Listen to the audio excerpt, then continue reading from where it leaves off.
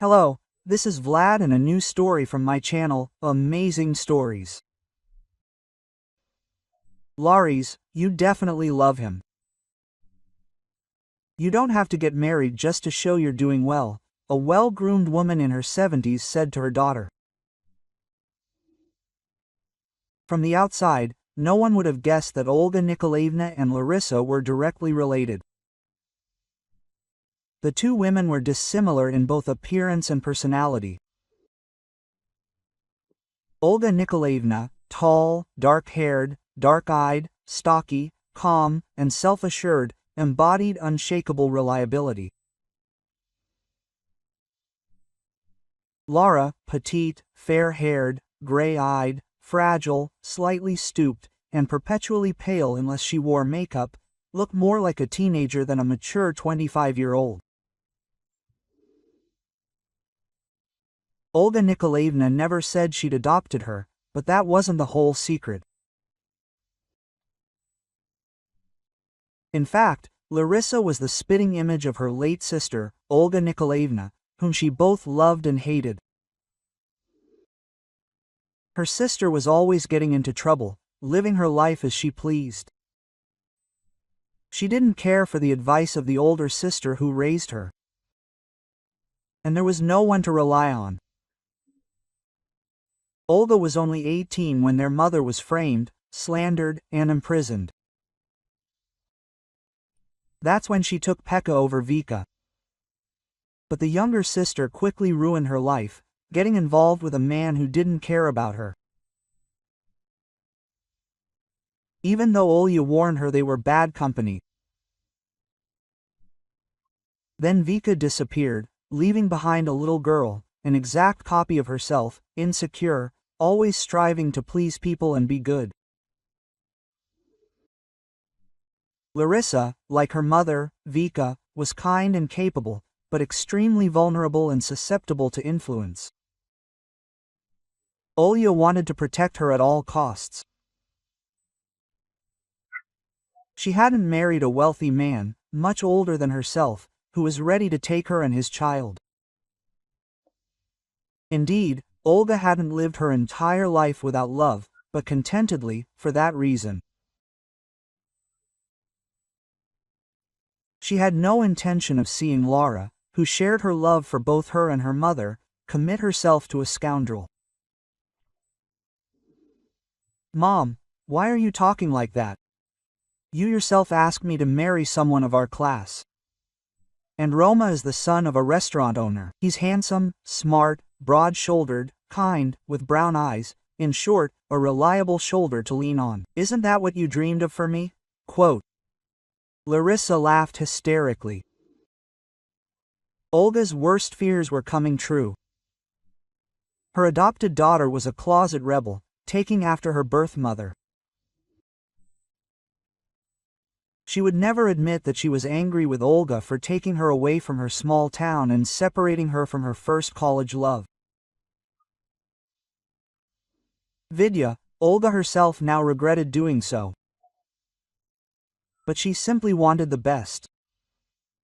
This Vidya boy was talented, but from a dysfunctional family, and he had a certain appearance. It's not nice to say so, of course, but he was a weakling. The same height as the short Larissa, a skinny blonde with gray eyes. Olga simply couldn't imagine what kind of children this couple would have. That was even without Victor's complete lack of money, although even that could have been ignored. But Vidya hadn't even sought stability. He wanted to benefit people and become a famous doctor, in an ordinary hospital at that. Olga herself, although she hadn't married for love, eventually fell deeply in love with her husband. And even adopting her sister's daughter was a blessing. Neither she nor her husband could have children of their own. So the woman believed that she should marry a man who was calm, stable, and, most importantly, prepared for family life, so that he wouldn't be blown away at the first sign of trouble. Olga couldn't afford to sacrifice Lara to this hot-tempered, selfless man. She was seriously ill and didn't know how much longer she could last. But this romance was a slippery one. Olga couldn't quite explain why she hadn't fallen in love with him at first sight. His biography seemed spotless, but somehow, from the very first glance, she sensed that such a man could only bring trouble. She tried to explain this to her daughter, but her daughter wouldn't listen. She wanted to prove something to her. Olga understood why. Larissa had heard that Victor was planning to marry someone else and now blamed her mother for everything. She wanted to marry first, so that Vitka wouldn't think she was so in love with him. Her adopted daughter had a difficult personality, but Olga's maternal heart was set solely on Larissa's happiness. She frantically considered what she could do. This time, she couldn't stop her daughter from dating. She had grown up, was preparing for her wedding, and said something hurtful. "Mom, I don't want to depend on you or your money. I'm a real person, and you still don't like it, because I'm not the one for you, and I loved him and I love him." Quote, "Yes, you can call me stupid, and that working as a doctor in a regular hospital is unpromising, but in case you haven't noticed, I've grown up. I don't care anymore. Let it be Roman. He loves me. We'll have children. Anything is better than listening to your nagging forever." This conversation, like so many others, ended with the rift between mother and daughter growing even wider. Olga's heart was pounding wildly. Larissa cried, turned pale, shook, but stood her ground, as they say, dug in her heels. Lara had been sitting with me for about half an hour now, but she still couldn't decide on anything for the wedding, even though she'd promised herself she'd try something else that day to see if it was right for their celebration. The waiter had even stopped approaching her, simply waiting patiently for her to give the signal. "Auntie, why are you crying? Look at that beautiful dress, it looks like real, living dew. You're just like a princess." Quote. Larissa didn't even notice how a poor little girl, about 7 or 8 years old, had peeked into the darkened corner of the restaurant, where she'd arrived too early to meet Roman. The girl's clothes were clearly well worn, but neat. However, judging by the skinny arms sticking out of the sleeves, it was high time she bought new clothes in her size. "What's your name and what are you doing here?" Larissa felt awkward. She couldn't explain to the little girl that she'd had a fight with her mother and still loved the look, but had already promised to marry Roma. Her fiancé's father had already paid for a lavish banquet and a honeymoon at an expensive foreign resort. He'd bought her an apartment, and the media was already trumpeting the upcoming lavish wedding. Larissa desperately wanted to leave Roman. She didn't understand how she'd gotten herself into this, but it was clear it was impossible now. It wasn't Roma's fault that she didn't love him. Although she'd said her feelings were only friendship, she was lying about that too. She didn't feel anything for him at all, even though she desperately wanted to. Sometimes Larissa thought she'd chosen him precisely because nothing could hurt with Roman. She wouldn't have cared if he'd left, betrayed, forgotten. She couldn't bear another heartache. She wanted peace and security. Or rather, she thought she wanted that. But her soul resisted the decision. That's why she cried so bitterly. "My name is Polya. My grandmother works here. She makes the dishes clean and shiny, so it's a pleasure to eat. And I help her."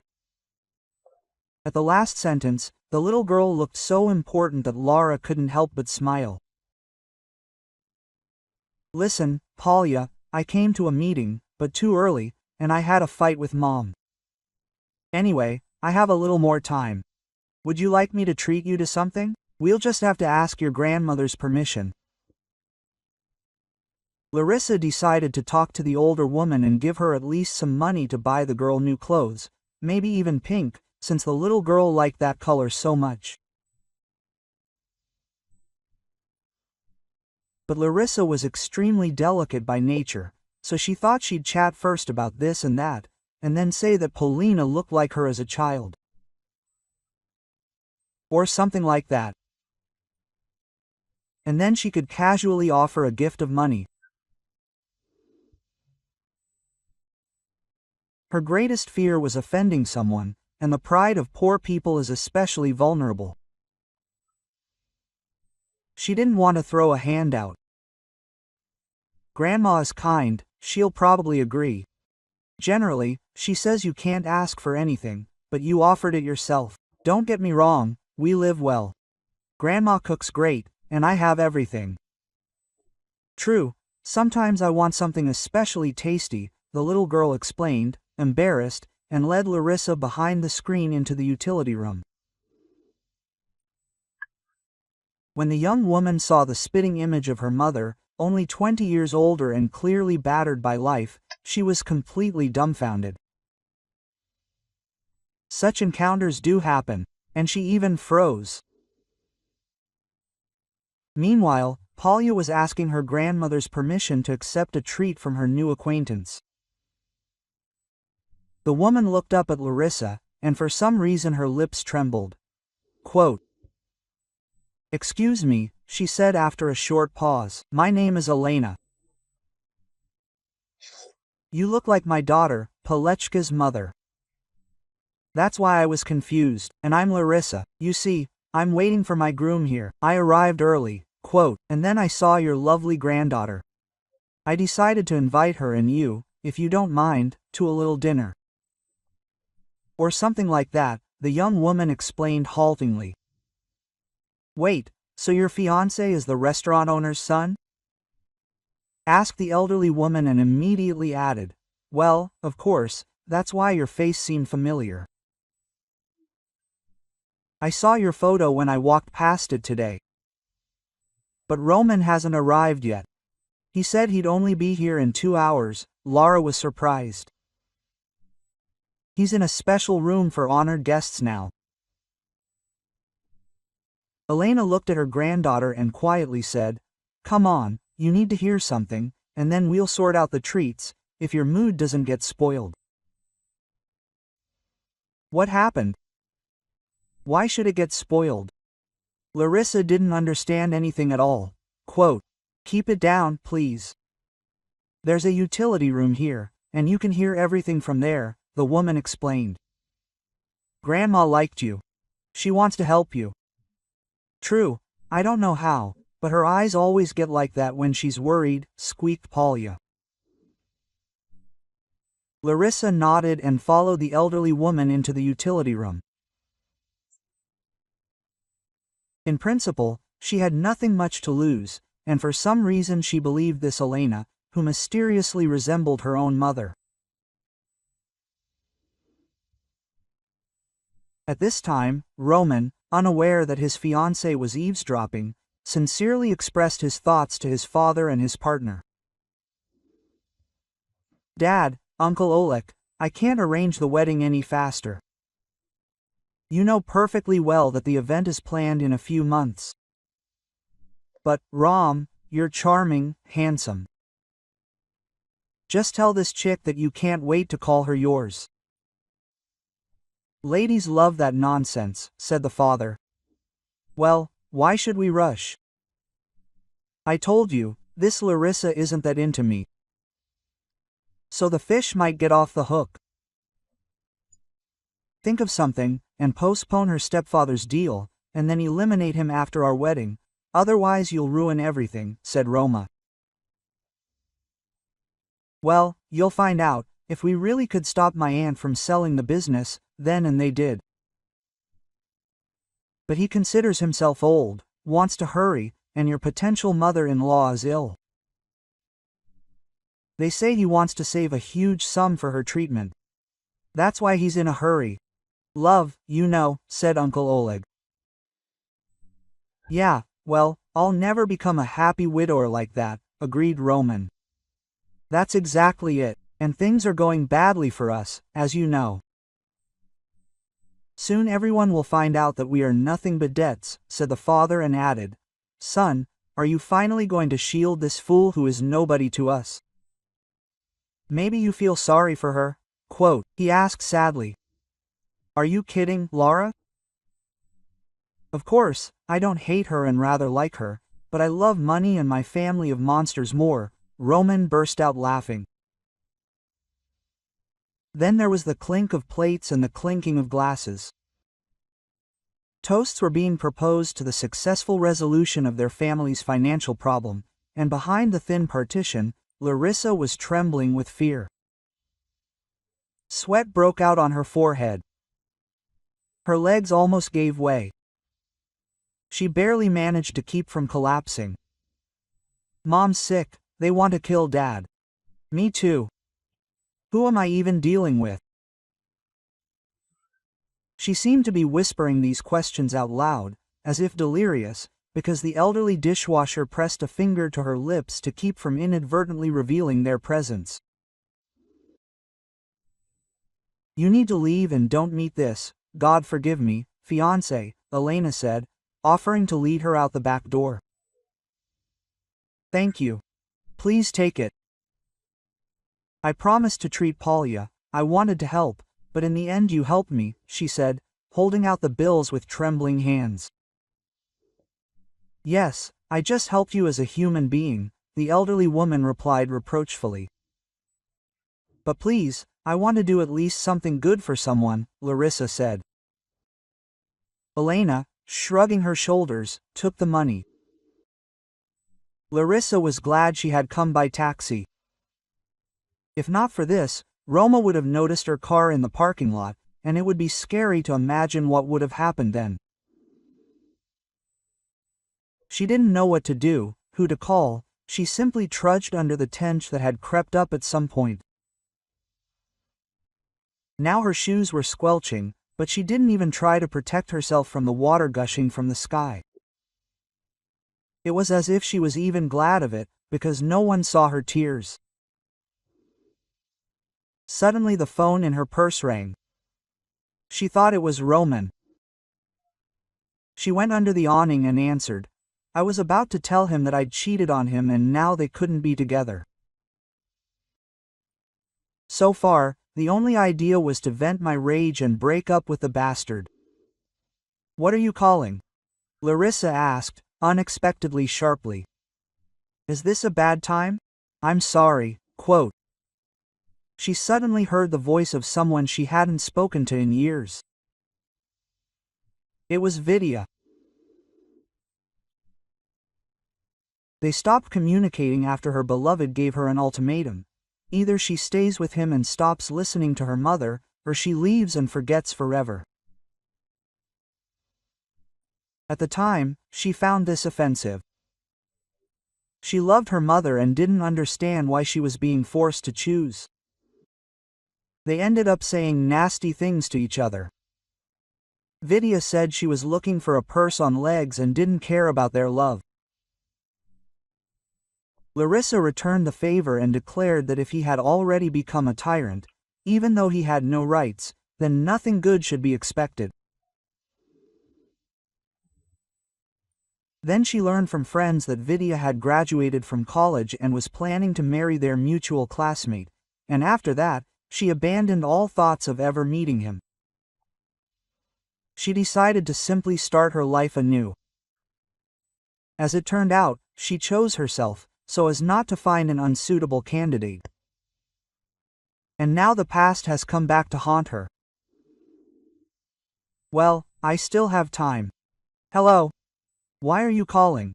Do you want to invite me to the wedding? Larissa, she hated herself for the hint of sarcasm in her voice. What difference did it make to her now? They broke up, let them get married. What wedding? I thought you were the one getting married. Vid was surprised. Oh, come on, you don't have to lie. Your Katya told me everything. She always liked you. For some reason, Lara scolded him, as if she had any right to scold him. Listen, I don't know where you got all this from. I just need to talk to you about something very important. We can meet.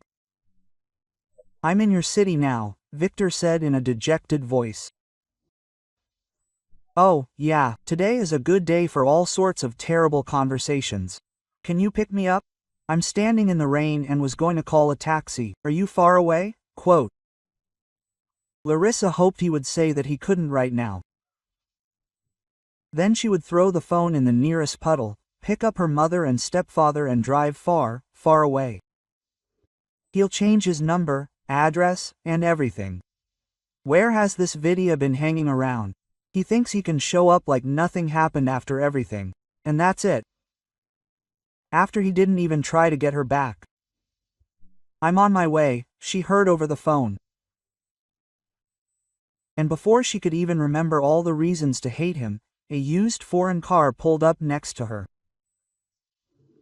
Wow, you're soaking wet. Get in quickly, Vidya said, as if they'd never parted. He always irritated her like that, acting like he owned the place, always convinced that everyone had to listen to him, that it had to be his way or no way. And yet, she had to know what this self-confident idiot who had rudely broken her heart would say. So Larissa obediently got into the car. They were silent for a while. Then Vidya pulled up in front of some modest cafe and asked, "Would you like some coffee?" "Did you used to like it?" Quote. "I won't refuse." She shrugged. The coffee was quite strong, and Larissa suddenly felt very tired. The usual post-coffee energy didn't come. On the contrary, she seemed to relax. Everything around her became somehow indifferent. Apparently, the first wave of adrenaline had worn off. "Laris, listen, about Katya, it's all a lie. You know, she was chasing me, but I don't need anyone except you," Victor muttered. "And what, you want to bring me back someday? He decided to steal it right from the wedding," she asked with bitter irony. "It would be nice, but it's not only that. You see, I found out something important about your mother," he continued. "Why is everyone talking only about her today?" Larissa was surprised. "Do you already know that she is ill?" Victor asked. "I found out today. By accident," Lara admitted. "She needs a complex transplant. And just money won't help here. She needs a relative," he said. "Yes, I would give anything in life for my mother. You know that." "Once you accused me of being attached to her," Lara said bitterly. "Listen, forgive me. I love you. I have never loved anyone like this. I was young, stupid, playing the tough guy who knows everything, and thought that I could impress you with it. And now I see that I should not have put you in front of a difficult choice. But Olga Nikolaevna hated me, so I was just trying to protect my love."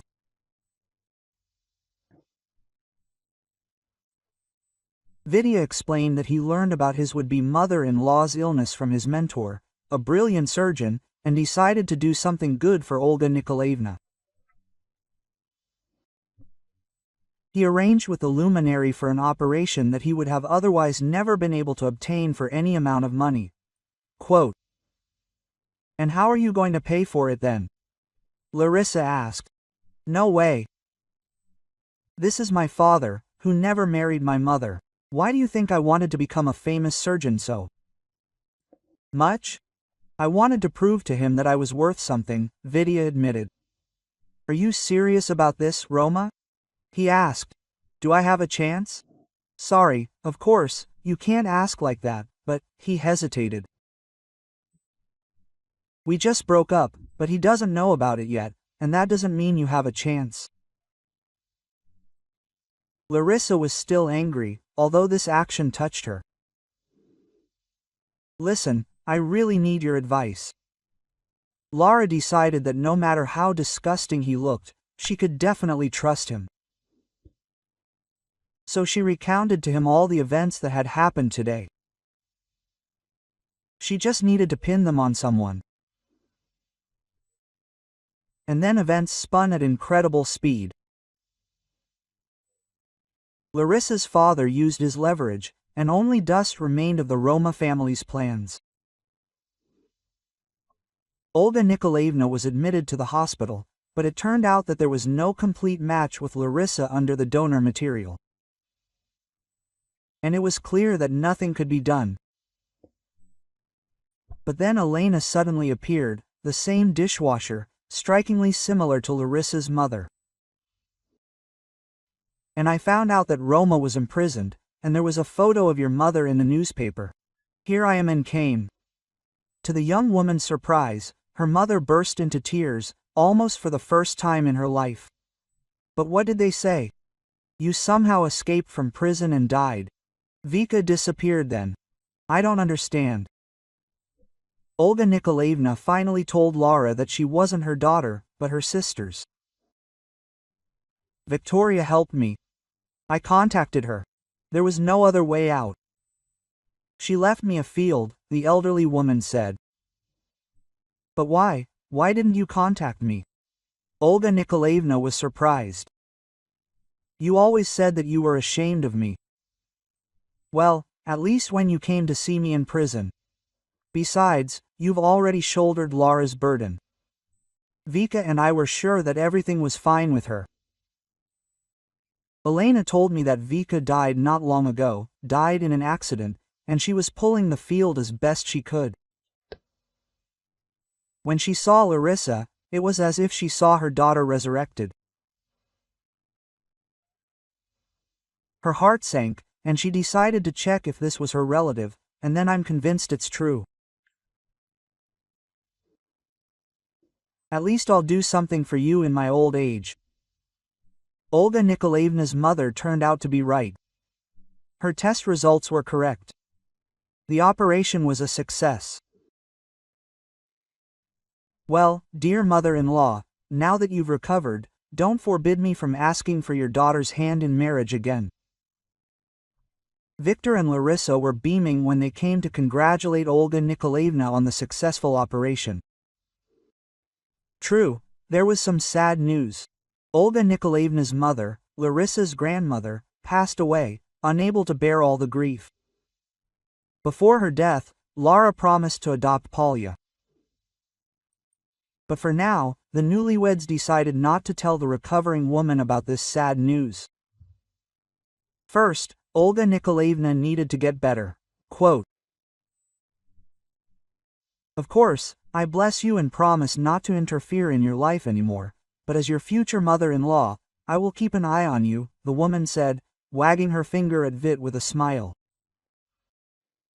Well, I don't mind. Just one small clarification. You're my real mother-in-law, after all, we're already married. Victor decided he should at least say that. How come? I would have organized a nice wedding, Olga Nikolaevna said, upset. Mom, you see, we just wanted to have kids as soon as possible. Larissa didn't mention Polya and her grandmother's death directly, so Mom thought the newlyweds were expecting a baby, so they got married on short notice. Oh well, they're still young, I'll be expecting grandchildren, the woman beamed. The newlyweds themselves didn't yet know they were expecting a child. But very soon, Victor and Larissa had 2 children. If you like this story, I hope you'll support me with a thumbs up. All the best, M.